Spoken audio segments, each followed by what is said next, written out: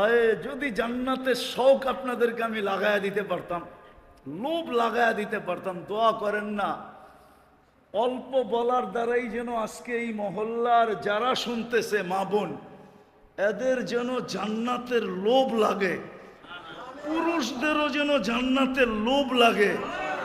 কালকে যেন এখানে একটা স্রোত চলে যে সবাই দেখে এরা দৌড়াইতেছে, জিজ্ঞাসা করবে দৌড়াও কেন?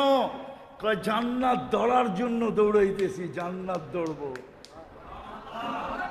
দুনিয়ায় তো এতদিন দৌড়ায় দেখলাম, না রাষ্ট্র আমাদেরকে কিছু দিল, না সমাজ আমাদেরকে কিছু দিল, না ভালো একটা নাম আমাদের দিল, না ভালো একটা সোসাইটি আমাদের দিল। আমরা তো শুধু আজ এইখানে কাল ওইখানে, আমরা তো বাসমানী জীবন কাটায় দিলাম। আমাদের কত লোকই তো বাঁচতে বাঁচতে কবরে চলে গেল, আমরাও তো একদিন বাঁচতে বাঁচতে কবরে চলে যাব। বিদায় হুজুরের কথা শোনার পরে আজকে আমাদের জান্নাতের লোভ লাগছে। আমরা বাসি আর যা করি, আমরা আজকের থেকে জান্নাত ধরার জন্য ছুটলাম।